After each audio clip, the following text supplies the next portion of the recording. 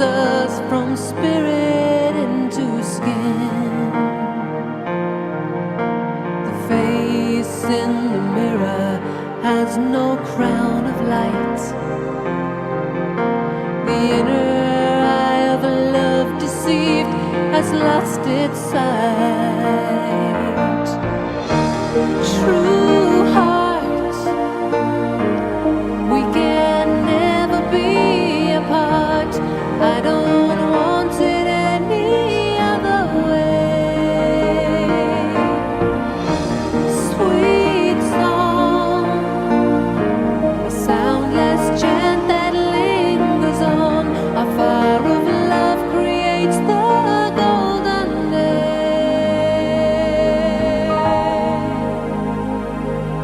True heart,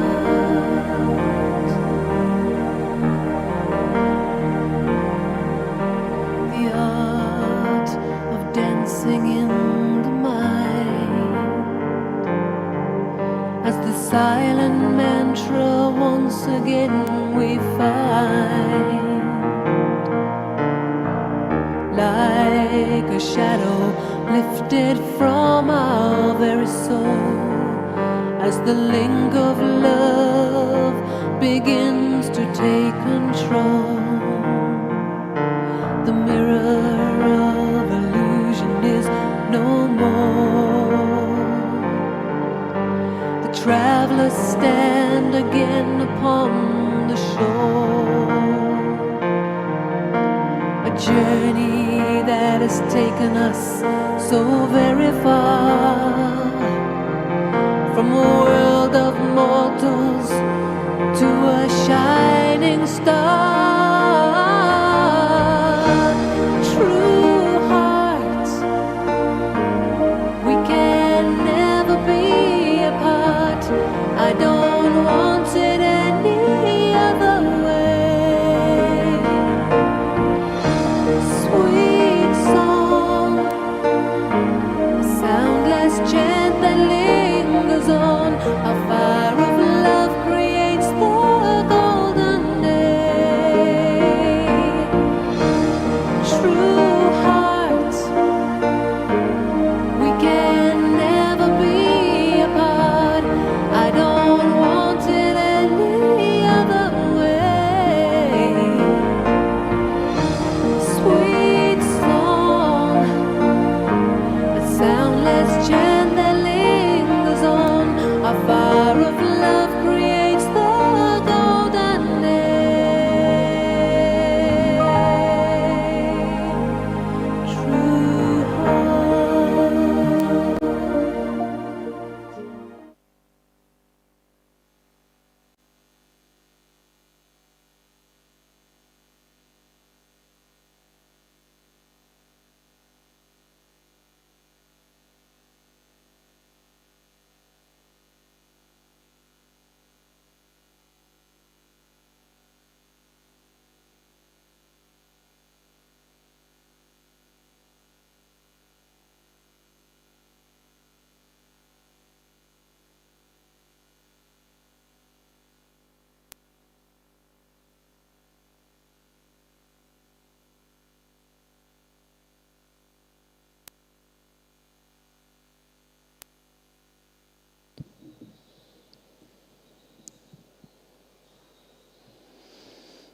Om Shanti.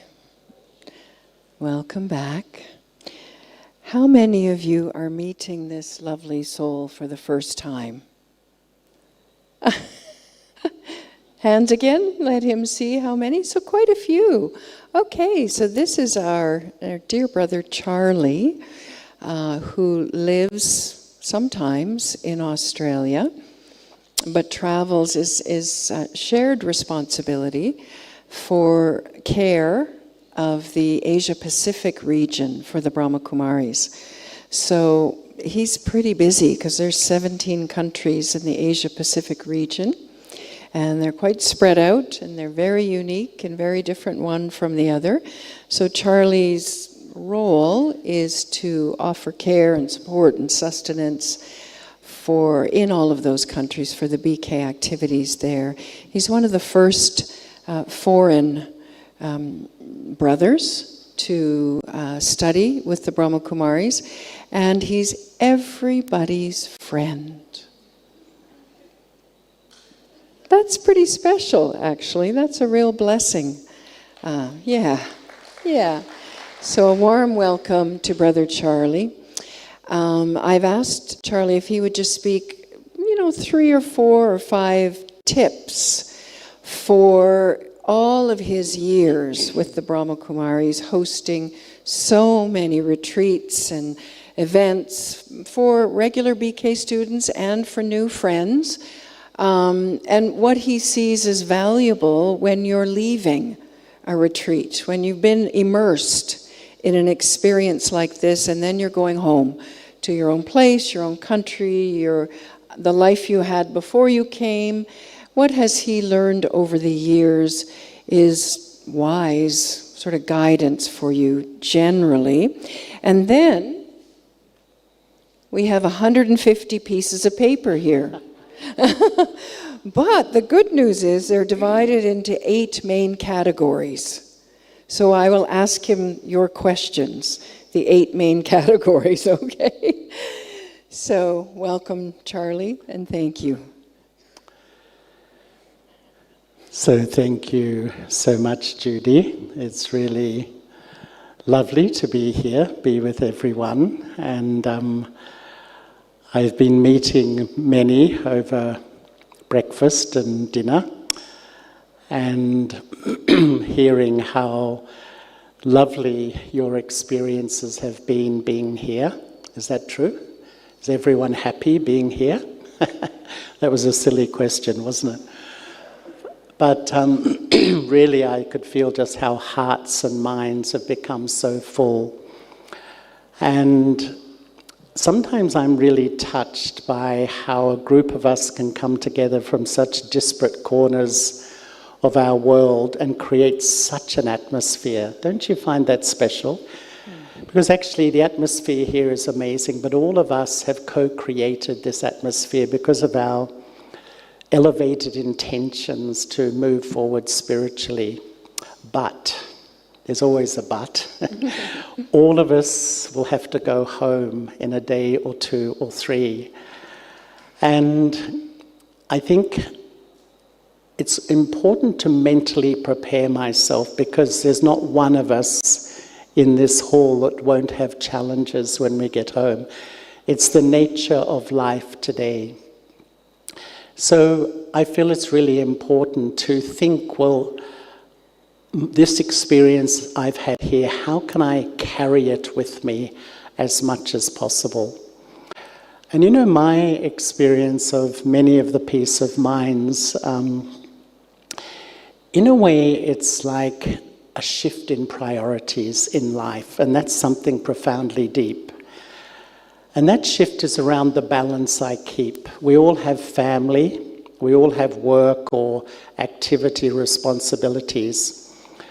But this shift is finding time for me. So I give time for family, time for work, and time for me. But it's a profoundly deep decision in life to say, I have to prioritize me, and it's not selfish. It's not a selfish thing to do, because I have to look after the self. And secondly, I think the approach to our spiritual life, because sometimes we can come to an event like this, it's wonderful, we go home, we tell everyone we had one of the best experiences of life, but I get just very absorbed back at home, because to me we can treat it as a hobby, a discipline, or a lifestyle. A hobby means that what's really important is when I get back to work and all the real things of the world. But often we take up meditation as a discipline. We'd make that decision.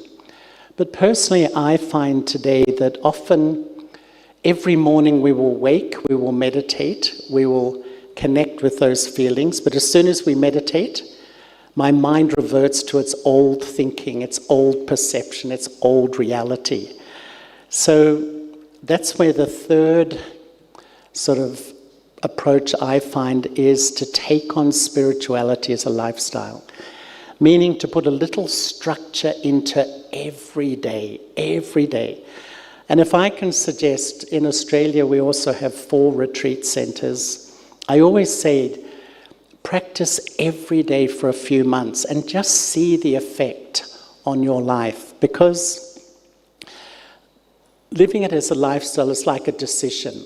It's like a decision in a sense that I'm going to live as a peaceful soul. That's my sense of self, that's my sense of identity. And third thing, keep good company.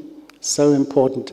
We have centres everywhere, and you know the collective atmosphere we've created. Each centre has this atmosphere.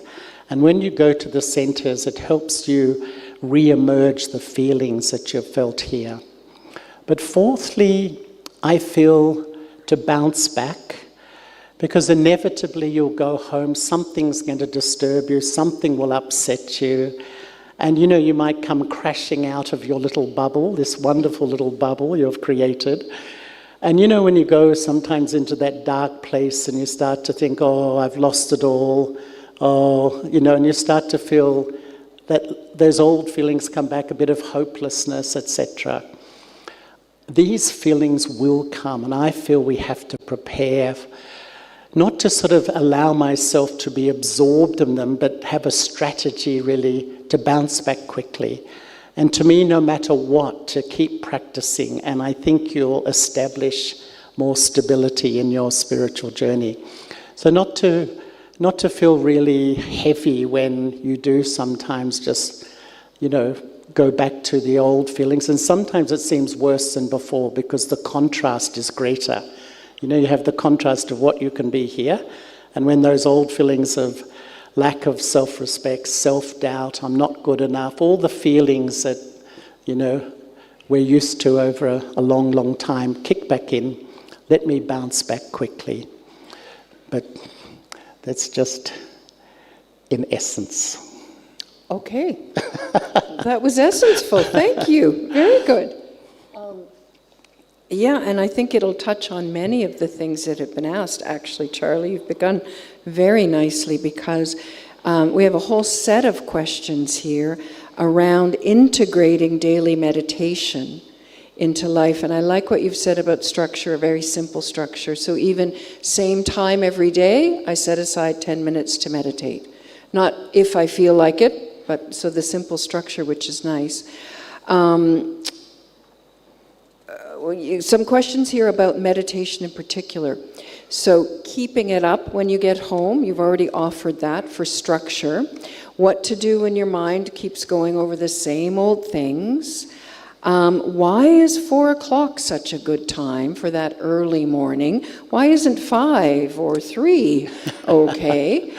And a little bit even more detailed, how to integrate this practice and the BK learnings to heal trauma. Gosh, how many questions were there? Just one. You know, at the heart of, I think, this whole week is one thing, at least for me, is to really establish a real, living, loving relationship with God, with the divine, with Baba. Because that's where power really comes. And to be really honest with you, these days I often don't even use the word meditation, because I find many people have a sort of a preconditioned idea that meditation is to sort of take your mind from a consciousness to another consciousness. And even if I relax and feel calmer, I don't feel I've made this shift. So often I start to doubt, you know, I don't think I meditate well. You know, that sense. What I really love, what I've learned here with the Brahma Kumaris, is that we go about life observing what I remember. Because fundamentally, whatever I connect with, that's my experience.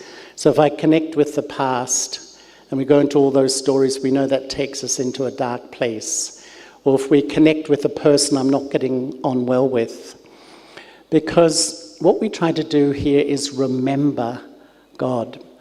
Why? Because remembering is the most natural function of human consciousness. At every millisecond, you're remembering what you did or what you have to do or what someone said or whatever it may be. Because when I remember, three things are happening. I connect. Whatever I connect with will influence me. And whatever influences me, that's my feeling. And fundamentally, what we're learning here is to live in this world with all its challenges, all the personalities, all the situations. But rather than dwelling and remembering all those things, refocus and remember, connect and be influenced by that relationship that's absolutely stable and real. And of course, when we sit, we have to practice. But in a way, it's like going about my life under the influence of the most powerful relationship. Because sometimes I feel personally that, we know where we want to go. Who feels that you sort of know you want to go to this place spiritually? I want to be more peaceful, more loving, etc. I think we all know that. But where do I get the power? Where do I get the strength? Where do I get the motivation? It's this relationship. And that's where I think if you wake up in the morning, I'm remembering there was the question, it can be 3 a.m., 4 a.m., it can be later, but we tend to do it at 4 o'clock in the morning because the vibrations in the world are very still, and it's a time for you and the lover of the soul. It's like that precious time to really establish a real living, loving relationship with just another soul, but a soul that doesn't have a body or sense organs like me. And so it's a learning curve for all of us. Sometimes I think I'm a soul and I'm talking to you at the moment. You can see me, I'm sitting here acting through my body. The divine, or Baba as we say, God is a soul too, like me, a conscious living being, but does not have a body or sense organs. So it's renegotiating how to have this relationship. But really, when that relationship becomes a real factor in your life, it kick-starts a sense of willpower, discipline, and strength that allows you not to be so disturbed by others, situations, health problems, etc. And this is where I would really try to develop remembering during the day. Because if you just do it a bit morning and night, what happens during the day? And quite honestly, I often feel too that during the day, little actions disturb my mind. I gossip, I criticize, I judge. So when I try to meditate, those little actions disturb my thinking. And that's why really, if I really want to improve my sense of consciousness, if I watch my behavior and actions throughout the day too, so that as I'm remembering more, I just feel I'm sustaining myself throughout the day. I meditate in the morning, I create an awareness in my mind, I remember, and during the day I keep topping up my connecting and remembering. The last bit was trauma, right? Yeah, speak a little bit about trauma, because so many people are experiencing or discovering, trauma in their lives right now from past, How does the meditation practice connect with that? This is, I think now a lot of the sciences of psychology, psychiatry, the whole main theme, and I'm certainly not professional in that area, is that most behavior is trauma-informed. And, all of us are sitting in this hall, and all of us carry our karmic story. There's so much beauty in that story, but there's so much trauma. And that trauma is like a shadow over my present. And the more I've understood this, the more I can have mercy for other people, because sometimes people's behavior seems so difficult, so inappropriate. And we're affected by it and we're extremely judgmental. But the more you understand that I am trauma informed in the sense that my past, my life experiences influence how I behave in the present, so is everybody else's too. And ultimately this life is almost through the awareness of self and God, having a completely different context of my trauma that I'm carrying. That we all have done actions under the influence of ignorance, being body conscious, which has led me to this point, and all the emotions and stories and feelings inside. But I want to clear that. Ultimately, to me, meditation, I'm using that word, or remembrance, is three things. It's cooling down in the present, learning this, probably the most profound art of life, to use thoughts to cool myself down. Secondly, to heal the story of the past. And by healing, by understanding and clearing the effect of what is stored in my subconscious. And I think you've heard a lot about that in the last few days. So it's like I clear, I purify, I cleanse the subconscious. So the trauma has slowly, slowly less and less effect on my present. And thirdly, I do actions that create a positive future. I understand which actions create happiness and which sorrow. So in a sense, my spiritual journey is calming me down the present, healing my past, and empowering me for the future. But the important thing is that it's a lifelong journey. And I think that's, I feel that we've all got responsibilities in life, but if this journey is in the background constantly with you, the learning of the self. And for me, over many, many years, I do experiments in the laboratory of my mind to convert what I know into what I feel. We know I'm a soul. Actually, all of us came here. We all knew we were a soul before we even came. But the journey is converting the knowledge that I'm this micro point sitting in the pituitary gland around there in the brain, so that I experience who I am and I unleash this incredible power of peace into my life. That's the journey. Remembering and practicing is converting what I know into what I feel. And sometimes I even think the first step is to know, the second step is to believe. The next 998 steps are educating myself to really feel who I am and have such a real relationship with the divine, as real as, my friendship with Judy. We can see each other here. It's so real. That's when this spirituality really is powerful in your life, and you really feel that I have this internal strength to genuinely deal with sometimes seeming insurmountable issues and obstacles in life.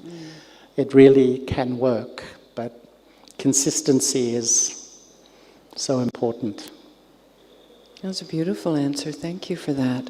Okay, there's a whole set of questions here about the soul's relationship with its body, including the soul's relationship with the brain. So questions around, okay, what happens when there's a mental illness or some brain damage and the soul is functioning inside a brain that doesn't work so well? There's questions around, are we supposed to disconnect from the material world? Is the body a friend, or is it something to be transcended? Why have we got 5 sense organs if we don't get to use them to enjoy life? And we live in a very physical world, and we've got this ephemeral connection with a non-physical being. How do we manage that?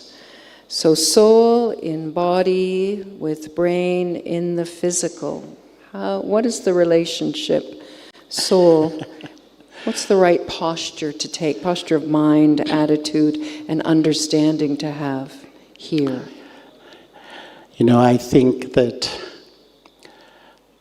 true spirituality is very grounded, actually. It's taking the highest principles and truths and meeting the reality of life Why sometimes are we so unhappy? Because in a sense, it's not my body, it's my consciousness of my body that's deceiving me. And if you look at it, sometimes I think that, my mind is just dancing to the tune of my sense organs, I see someone's bad behavior, I let it in my eyes and I think. I hear a comment or a criticism, let in my ears, think. It's like the world is driving my mind. I've become submissive. And whatever is happening out there is driving how I feel inside. So the body is controlling the mind, so to speak. What we're learning here is in a way to really respect my body and understand it and how it's a wonderful instrument of the soul, but take back the authority of the self so that I, the soul, am the master of my body and my sense organs. So when I see the bad behavior, I don't let it dominate my emotions and my thinking, but I observe.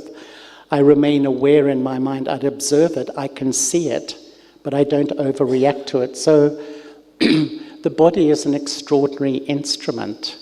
And in a way, I think the more you learn who you are and experience who you are, it's like gently, with love and wisdom, you take back the authority of yourself, not through force and control. And it's almost like you sit up here.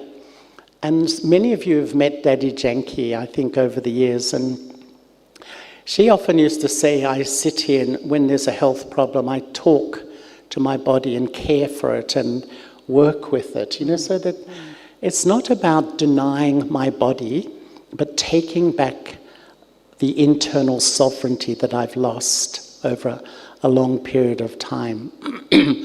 So in a sense, that means too that my mind is not really dominated by my ego and my lack of self-respect, which sort of dominates my thinking.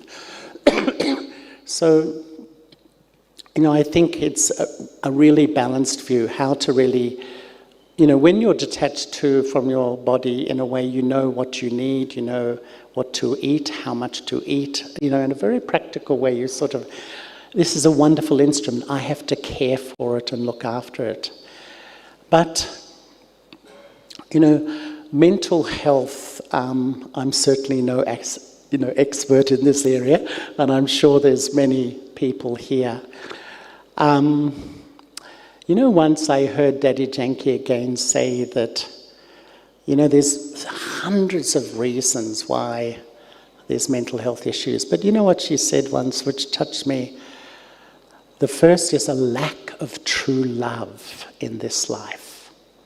And the second is a lack of true love in a past life. And I really feel, we're programmed to belong, to connect, to be in love, it's the heart of human life and existence. If we're living in this world feeling so disconnected, unloved, not belonging, it distorts my perception, of myself, of you, of life, of absolutely everything. But also,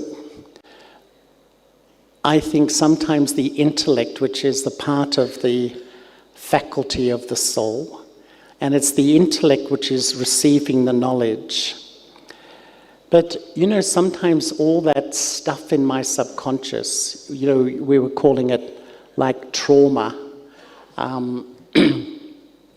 etc., all the rubbish of the past, the intellect holds it back. And it's like a dam wall sometimes holding all this rubbish. So on the surface we are very socially appropriate, but behind it, all these feelings and stuff is happening. Sometimes a dam wall just can't take the pressure. So all this stuff just comes into my thinking and my behavior and so on. So perhaps like a little bit of a spiritual view of mental health. And in a way, I would say if you're body conscious, we all have relative mental health issues in a sense.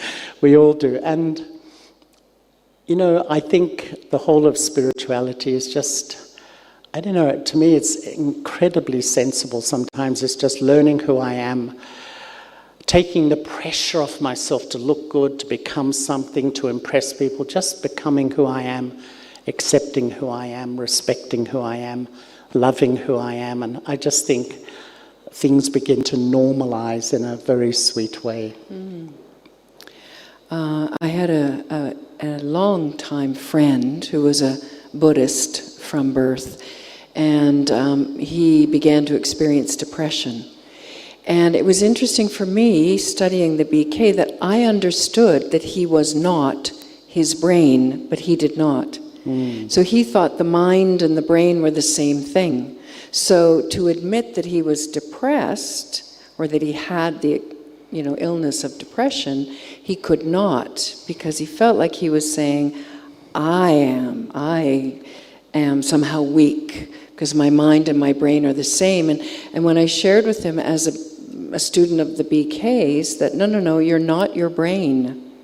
You are the soul in the brain.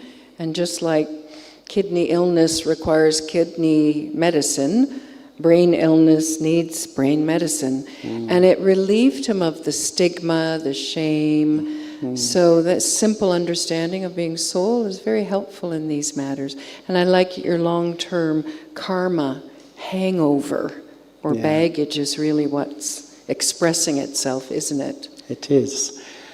And when we talk about depression, in psychology, it's like a sadness, deep sadness that my dreams in life to be loved, respected, cared for hasn't happened.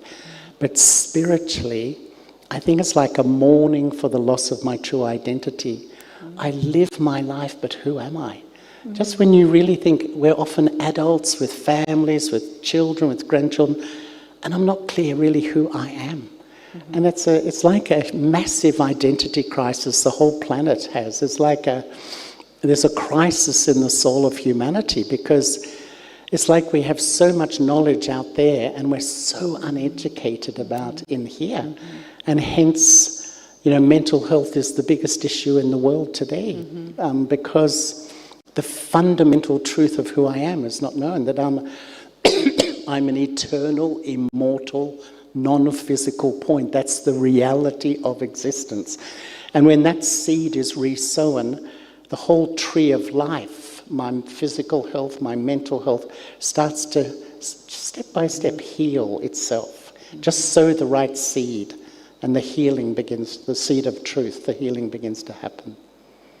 And some of the self-medicating we do, use of drugs, for instance, or other things, you can see the soul is desperately seeking for that original experience. So marijuana is very popular in Canada, and you can tell young people are just looking desperately for peace. Yeah. And cocaine, they're looking for power, and you can just feel the soul craving something that it can't find, and then getting a substitute somehow, It's very interesting how knowing you're a soul is at the root of healing so many things. I think so. I often use the analogy that the inner world's like a tree, and it has a seed, a trunk, branches, and leaves. Your thoughts are the leaves, but your thoughts are the end product of the whole inner self. And often, when we have chronic negative thoughts, or we try to cherry pick out, but just other ones come. And the branches are like your mental and emotional patterns, which are the habitual perfectionist stuff and paranoia stuff. The trunk is your subconscious. And Freud said that like 80 to 90% of your behavior emerges out of that place. But the seed is your sense of identity. And I feel what we're doing here is when the seed is false, that I'm a temporary body, it influences the trunk, the branches, and on the top, the chaotic thinking. And what we're doing is sowing a new seed. That seed influences your subconscious, it influences all your mental, emotional patterns, and on the top, your thinking is just automatically cooler.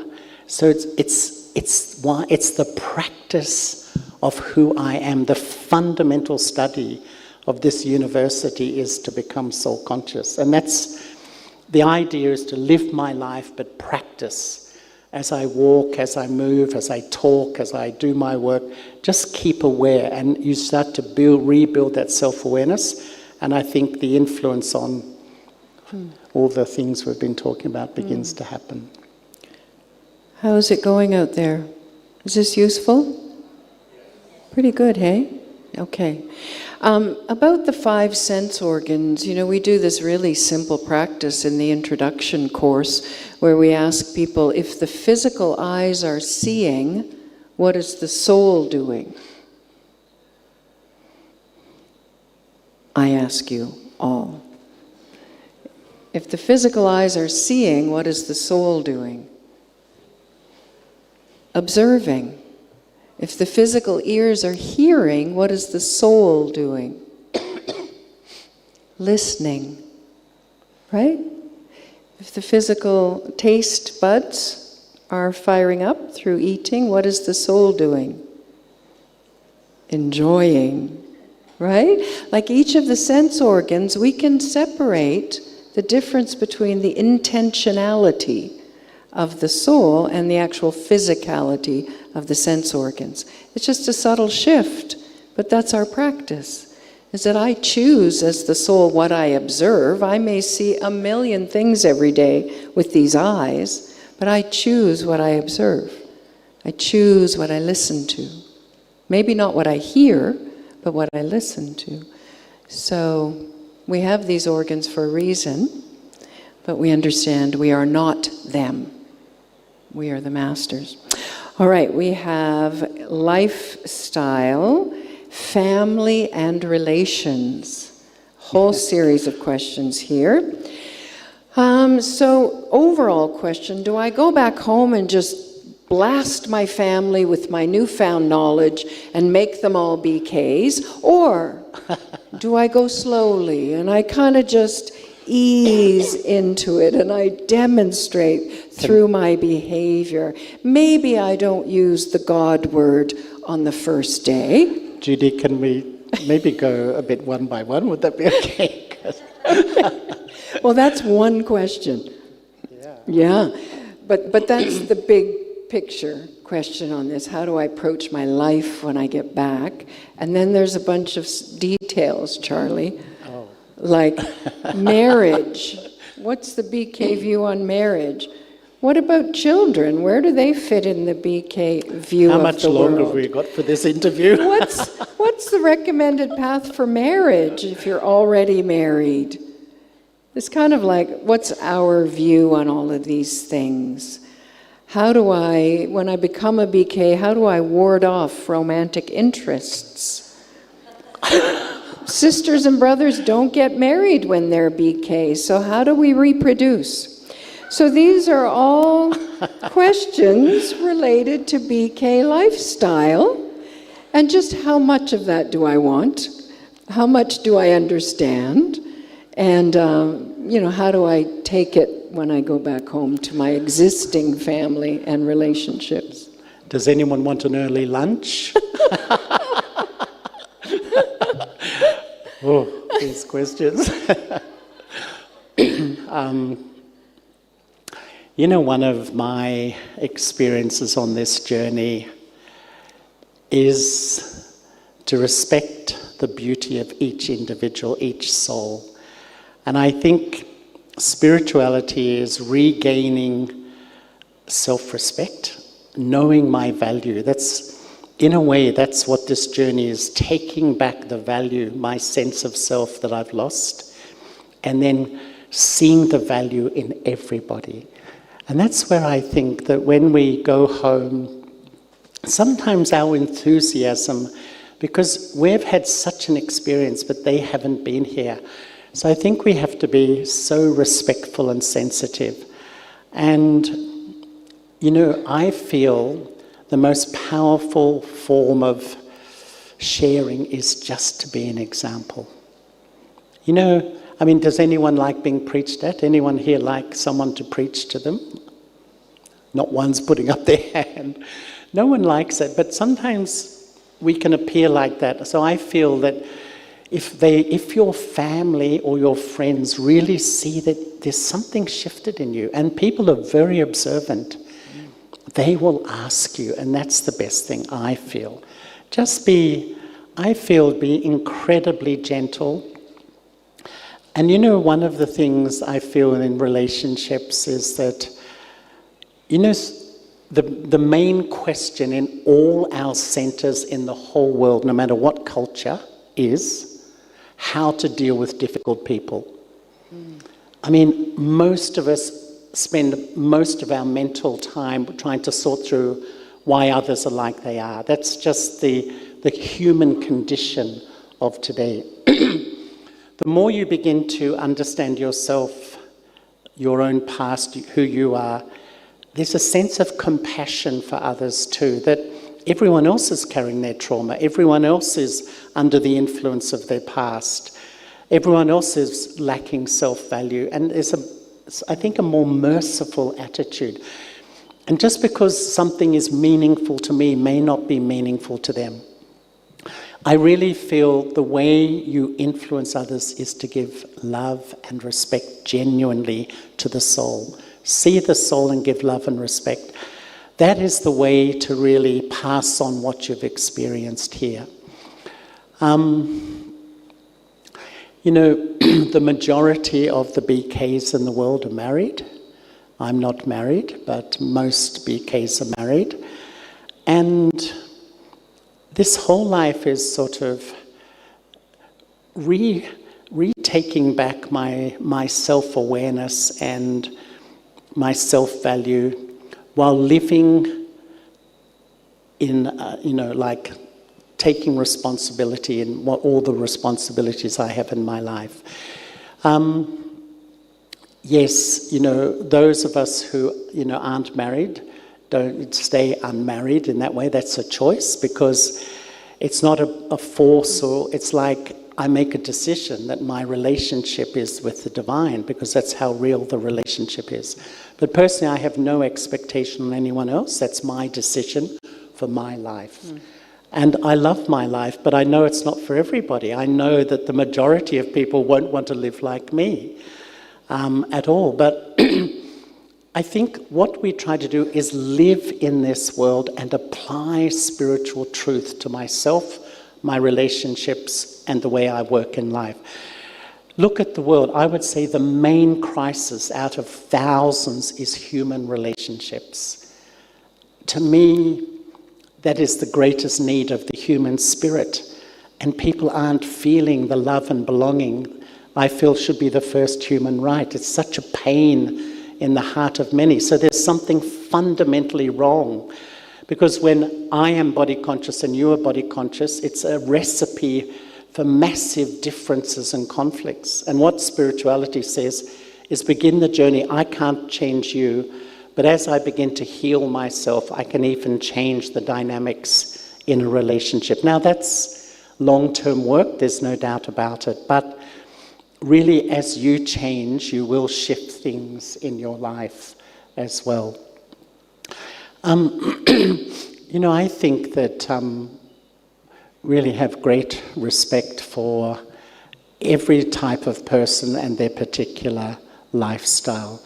And what we're trying to learn here, no matter where you sit in the hierarchy of different family situations and whatever, is to learn about yourself, have a relationship with God, and apply that to your particularly unique set of circumstances. And I think if you keep practicing, the long-term effect is incredible. And that's my life experience. I've just been consistent. If there's one thing to take from here, I would say do it every day. You know, and that I just think when you're consistent, you start to rebuild your spiritual power. But what life will do, life will say, no, you're too busy, this is more important, that's more important. No. And that's why I said the first thing is priority. When you prioritize, I have to really heal myself, give time to myself. If that's the main message you take away, to me that's a fantastic message. Give time to yourself on a daily basis, and you will watch And it's not like that, is it, Judy? It's a bit like that. Like the stock market. Yeah. I don't think anyone's here is pretending that everything will become totally rosy.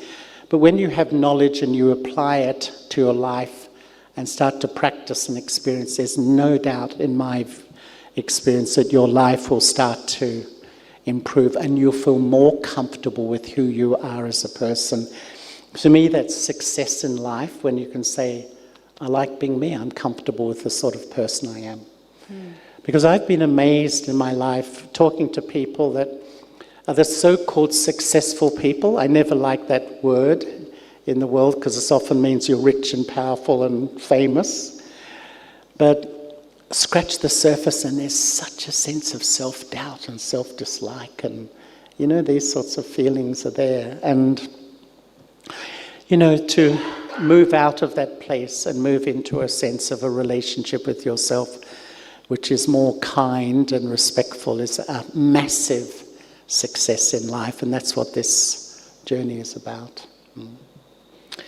When I began meditating, I was a single mom with 2 little girls, and I thought it was impossible that I could meditate because, they were 3 and 5, and they were fighting, and they needed mom's attention, and most moms know the 6 o'clock to 7 o'clock time after the day. We call it arsenic hour in Canada. It's that really, really challenging hour with children when they're totally overstimulated from their day, you're overstimulated from your day, a meal needs to be made, homework needs to be done, and how are you going to meditate? And I remember just deciding at 7 o'clock, I'm going to meditate every day. And of course, it was like World War III downstairs when Mom went away to meditate. And I lasted 6 minutes, and then I lasted 7 minutes, and then 10 minutes. And then I noticed, I think it took about 10 days, but by the end of that time, they were completely quiet. And I thought, well, maybe they've killed each other. And I went downstairs, and sure enough, they were just playing quietly in separate corners of the house. And then it became quiet time for them. But I really had to be determined for 10 days not to give it up. And I didn't think it would be possible, and it was. And now they're grown up, and when we're together, they'll say, Mom, it's 7:30. You going to 7 o'clock? You going to meditate? So I think there are many, many stories from many students of the BKs where the family, of course, is our priority. We're not giving them up at all. But within that, can we make a little space for a practice that we value, that brings benefit, and it brings benefit to them as well. So that's very nice. Can I just share something here? Yeah. Because, another common question is, I'd love my children to do some of this. And, I feel that when we really meditate and practice, it automatically transmits to those I'm closest to. This is the amazing thing of the human soul, especially when you're close. It automatically influences, I think. Yeah. And I often think too that today parents are so worried about children or family members. And, there's 2 influences on a child, main influences. One is the family, the atmosphere, the parents' relationship as a whole dynamic. But the second is the karmic story the soul carries. And, sometimes I've seen some families that are such really loving, good families, but the karmic story in one of the children is difficult. The child it's hard, life is hard work from them. And then the parents really blame themselves, why, what have we done? Why are the children like this, And this is where I think sort of having the context of the soul's journey, this time we're in, it helps me understand these sorts of things in life, because I remember one family when I was young, 4 children, 3 was sort of the high achiever types that just did everything and reached the top, but one was absolutely the opposite. And the parents really took that on themselves. And yet, and maybe there's some family dynamic, but you know, when we understand each soul, it doesn't mean we don't love them. We will still love and care for them just the same as the others. But it helps it put in context that actually we create the body. The soul comes as its own journey. And the soul's carrying its past. And that's why sometimes that soul's behavior and approach to life is completely different. And it just helps me understand really all the things which are happening around me in life. Yeah. I think that's connected to just a couple questions which were around attachment and judgment. So that's in relation to the relationships in our life.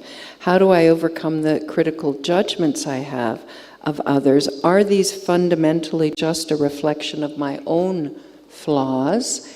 And aren't we supposed to be around human beings and have love for human beings? But how do I do it right so it's not attachment?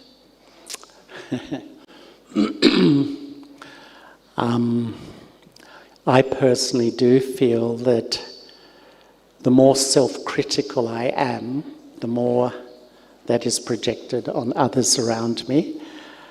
I think this whole life journey of accepting myself, if I'm really challenged of accepting someone in my life, one of the main reasons is I haven't fully accepted who I am, which is, as we've said, the spiritual journey. And so that's sort of mental criticism. I feel the main way to tell how much ego I have is my attitude to other people.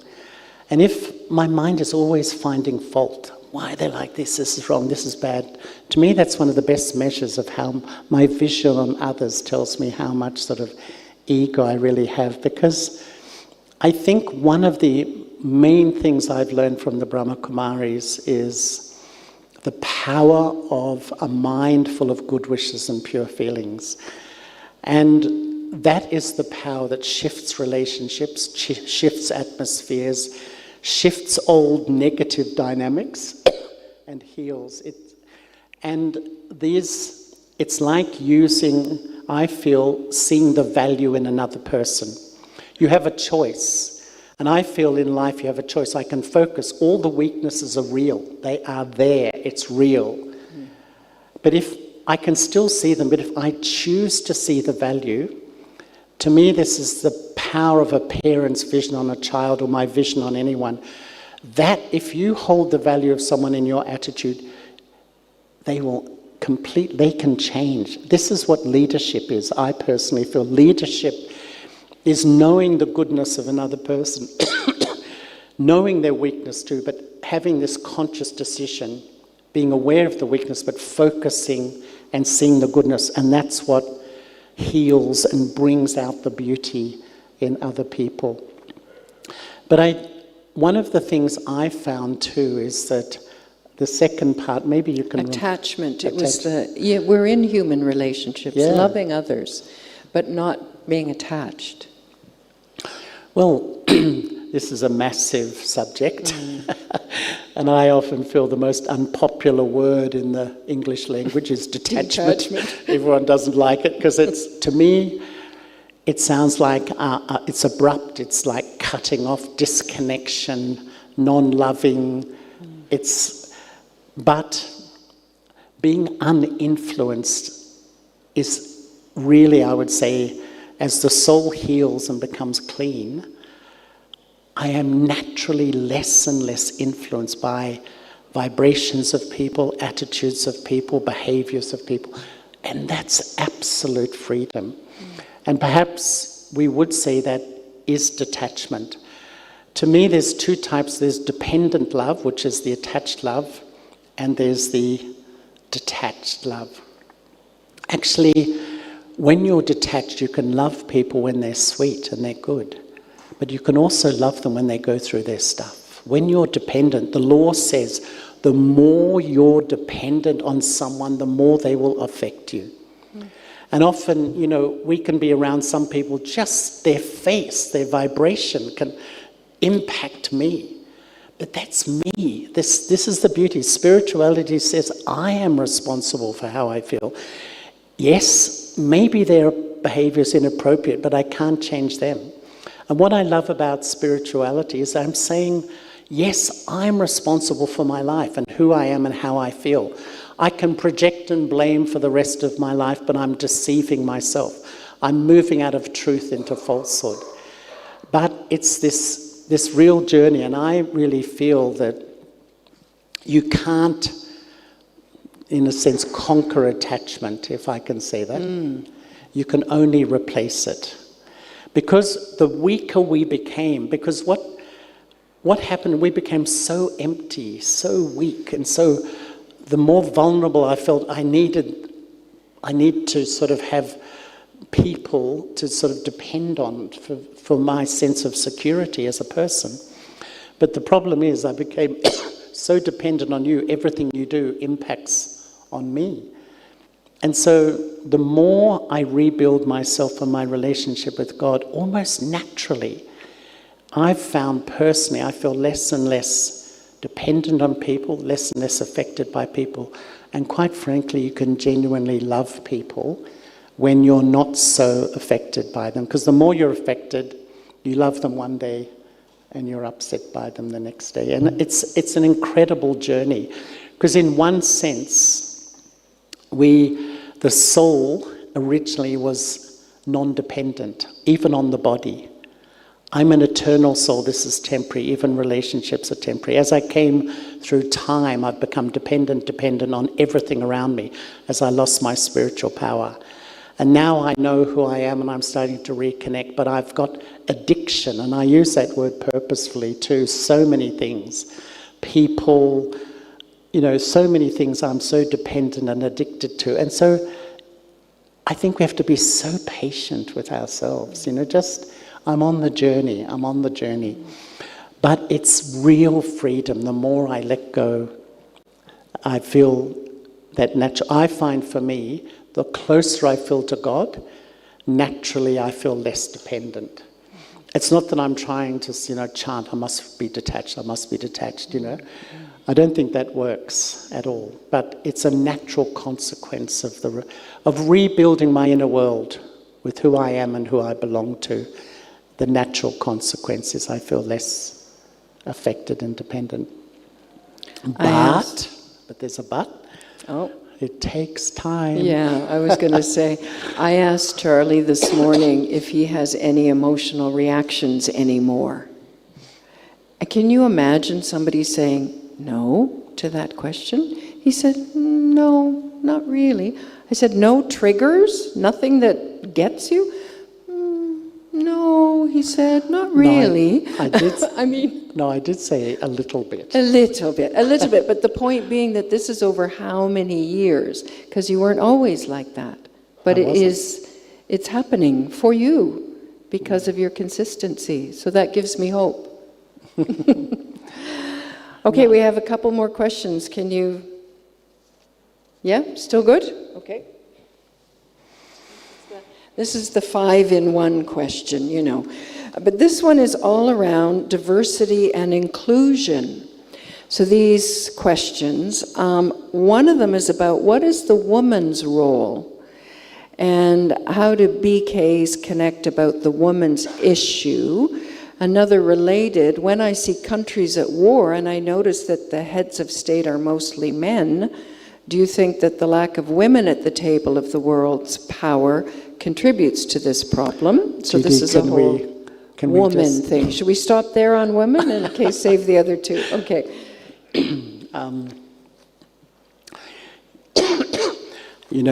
I think yesterday, the day before, we've been talking about time. And to me, I feel there's an amazing shift happening. And that's why I think a lot of us feel so uncomfortable in this world, because everything is changing. And one of the shifts is, I would say, from west more back to east, from sort of a male dominance to more a female thing, and even from a materialist culture moving back to a spiritual. There's sort of these massive shifts happening in the psyche of 8 billion human beings, and it's very uncomfortable because that's what, as we become soul conscious, I think one of the wonderful things about being aware that I'm a soul is that I realize that for balance I need male and female qualities, really. And I love, there's an image, which you may have seen, the image of Vishnu. Who's seen the image of Vishnu, can I ask? Most of us. And that has one head, two arms of male, two of female. And in a way, that's the symbol of family life in the future new world, the golden age as we understand it. And in a way, we need, all of us, the virtues, the qualities, perhaps the female side of our personality, and the action, the power of action, the male side.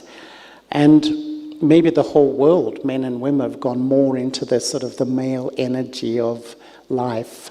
And spirituality is going back to nurturing, healing, re-emerging my inner beauty, my peace, my love, etc. So, yeah, it's true. And I do feel that what is symbolized by sometimes the leadership with a lot of ego is about control, dominance, power, force.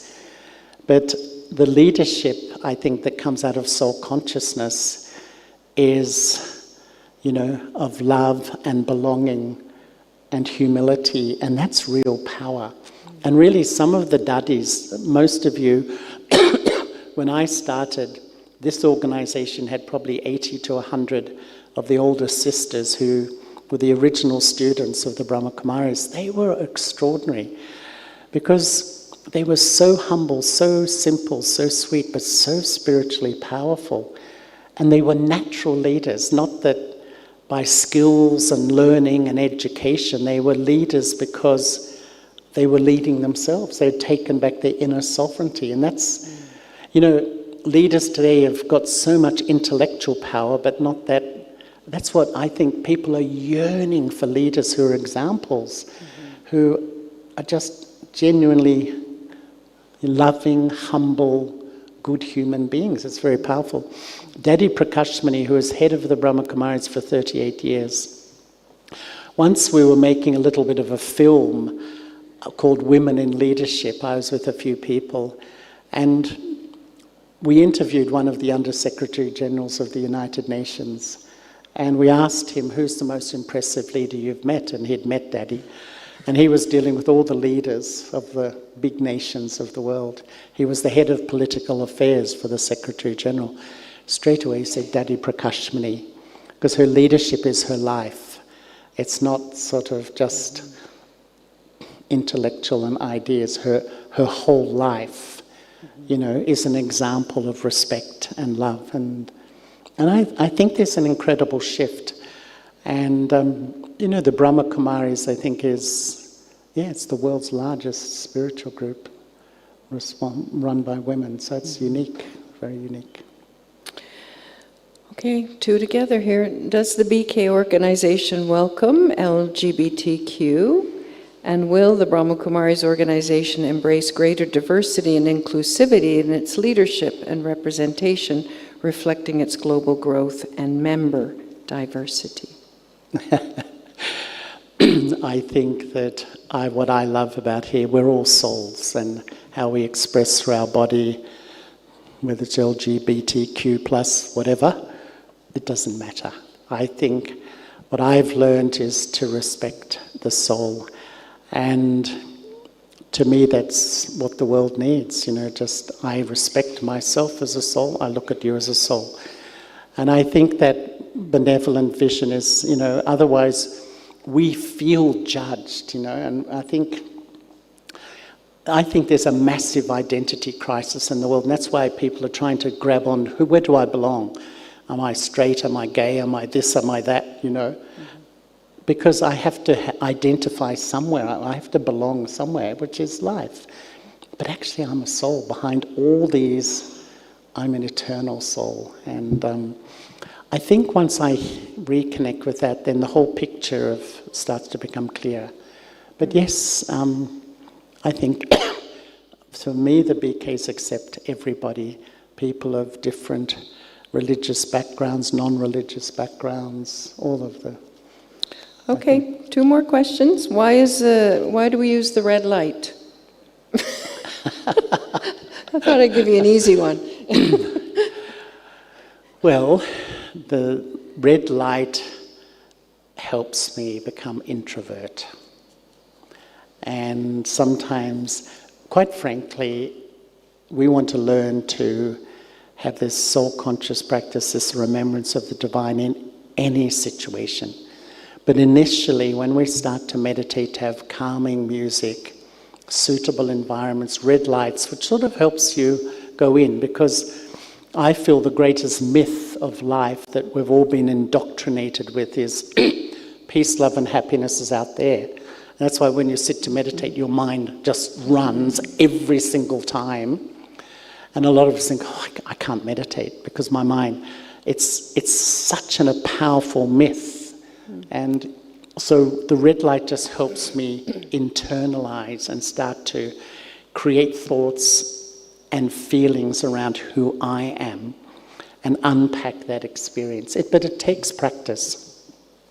And it's why, I heard Daddy Genki once say, you need 3 things on the spiritual journey. The first is patience. The second is patience. And what do you think the third one was? Oh, you're amazing. How clever. It's so true. I think start the journey, keep it up. That's the message from here. What you've experienced, you can experience more permanently if we practice. Okay, 2 more. I keep finding such good ones, and they're in categories. This category was about connecting with God and making sure I'm not connecting with some other energy. Like, how do I know I'm connecting to God? And it's in the package here of questions. One of them is, what's our concept of the devil? Is it real? And in the West, we're taught spirituality is weak. How do we go up? Is this true? So this whole business about how do I know that I'm connecting to God, and are there other things I could connect to? Negative things, how do I know the difference? I think when I have knowledge that God is a soul like me, but I'm a soul that has taken birth and rebirth, and I reap the fruit of my actions, I know happiness and sorrow. God is a soul like me, but has not had that experience, is constant, is never influenced, remains eternally pure, holds truth.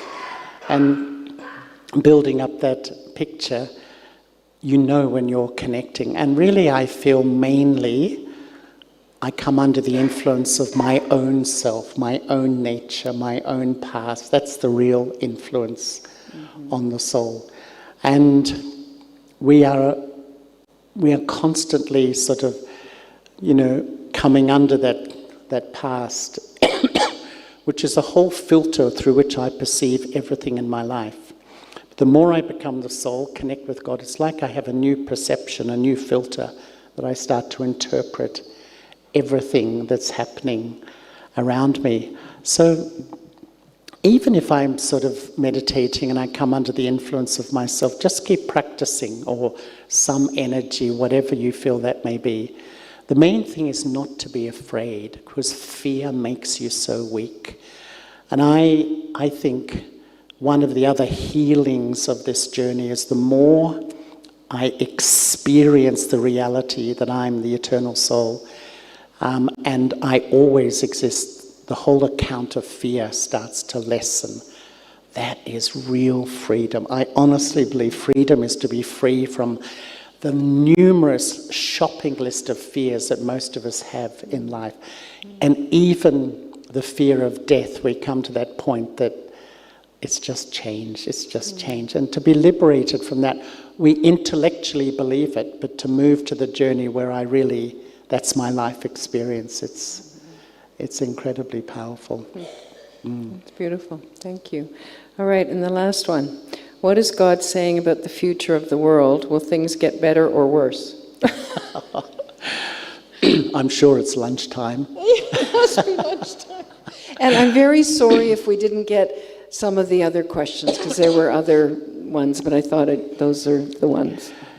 I think being very open with you, that I feel, as you've heard, the understanding we have here is this is the confluence period of a culture of body consciousness which is self-destructive. Look at our world. I often feel the chaos out there, the madness we see in our world. Where does it begin? It's because 8 billion people have an unhealthy relationship with self that flows into health, flows into relationships, flows into family, flows into politics, society. It's just there. And this upheaval is increasing at the moment. But we're rebuilding, what we're doing here is rebuilding a soul-conscious culture, which is growing and growing, and that's the fabric to rebuild a new world. So the future could not be better, but the immediate present is going to be really challenging, deeply challenging. And I feel that many of us can feel that, and that's why I feel what we're learning here is to really, when we go home, we can be distracted in so many ways, but to really create that foundation. And I feel for me, what I often think is that I put down 2 anchors in my life, anchors that are solid and unshakable. Who am I and my relationship with God? And no matter how much this world spins around me, when those anchors are strong, I can manage. I can really manage. And that's why I also feel the more you put down those anchors for yourself, automatically your life will support the people you love. When everything they've had trust and value in starts to shake, you know, all the institutions and methods of life, which we've all been brought up with as what life is about, I feel almost everything's going to start shaking. But that's just the short term, because it's giving away to a new world based on soul consciousness. Wow. So in the end, it's going to be okay. And if it's not okay, it's not the end. Thank you, Charlie. What do you think of that? Was that amazing? Wonderful, wonderful answers. So rich, so deep, so wise, so practical. Thank you. Really beautiful, yeah. I think it's lunchtime, but we were going to make an announcement. Could we do the announcement tonight instead? Is that okay, and go for lunch? Yeah, that. Can we do that tonight? Or do it now? Do it now. We have a Facebook page, so I think we let Charlie go then. No, Charlie, stay here with me. And they're going to show us a Facebook page. 2 of our wonderful group have decided to create a Facebook page. This is not an official BK page. It's just for this year's group of guests. Peace of Mind 2024. So, yay! So come and tell us about it. You can sit here. Yes, you can.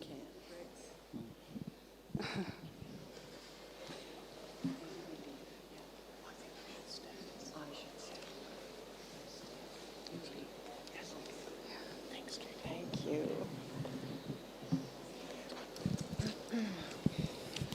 Om Shanti. Om Shanti.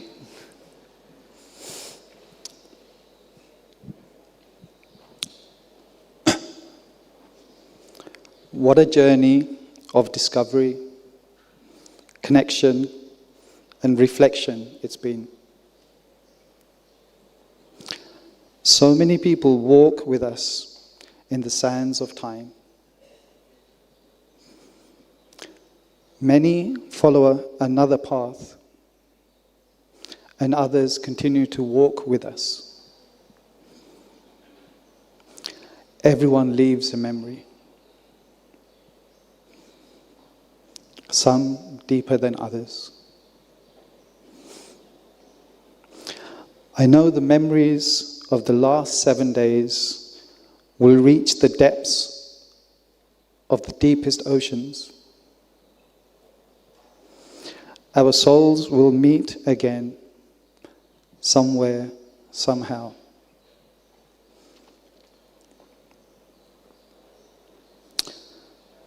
But until then, we connected and decided the best way to continue this journey would be via Facebook. I don't know if you got the image ready. We created a Facebook page. If it's on the screen, are you going to put it on the screen? If you can see it on the screen, it's only a private group, POM. And if you want to sign up for our page, we know your name, so we will check it on the list we have. And if you don't want to use your own name, you can always use a nickname. But let us know. Is the Facebook page there yet? Not yet? Okay. Anyway. If you don't have Facebook, we also created an email address, POM 2024. Is it there? It was. Okay. Well, if you could take a photo, even the people, maybe the companions, could you take a photo for the people that already left and pass the message that if they like to connect with us, there is this Facebook page.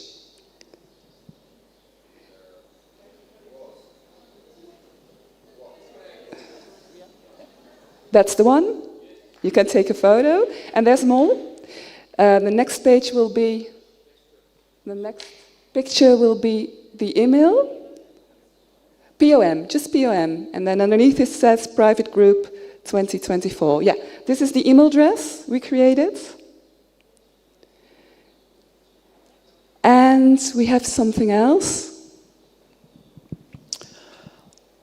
so I think it's already been mentioned today that events like this wouldn't be possible with all the help, the planning, the coordination with our companions, with the translators, with all the staff that aren't here, the kitchen staff, the transport, so many to name. So all of this wouldn't be possible. And we felt in our hearts that we needed to show some sort of gratitude. So we put our minds together, and I called upon an angel who's standing right beside me, because what you're about to see wouldn't have been able to happen without her.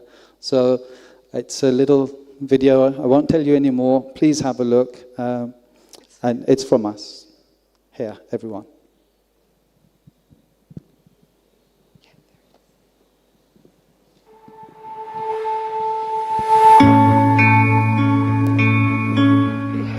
Dankeschön für die Organisation von Peace of Mind. Shukran. Asante sana. Gracias. תודה רבה, תודה רבה, רמתומריס, תודה. תודה. I'm from Thailand. ขอบคุณค่ะ Thank you. Din România, mulțumim. Arigato. Big thank you from New Zealand. Russia, спасибо. Hello, in Persian, instead of saying thank you, we say Sepasko Zara. And thank you very much from the Australians. ممنونم. سپاسگزارم. In Ghana, we say Medasi Papa. Спасибо. Dankeschön. Muito obrigado, Brahmakumaris. Kiitos. Shukran. Hvala. Medasi papa. Medasi papa. Kibonga. Bye, Danki. Nandri. Thank you. Thank you, Sri Lanka. Sepaskosara. Nandri. See you soon. תודה. خیلی ممنون. سپاسگزارم. Merci beaucoup, beaucoup, beaucoup. Thank you very much from Mauritius. Hvala. In Denmark we would say tusind tak. Gracias con todo mi corazón. Спасибо. Kahrafiz. E boiagamonon. Em Portugal, nós dizemos Obrigado. Thank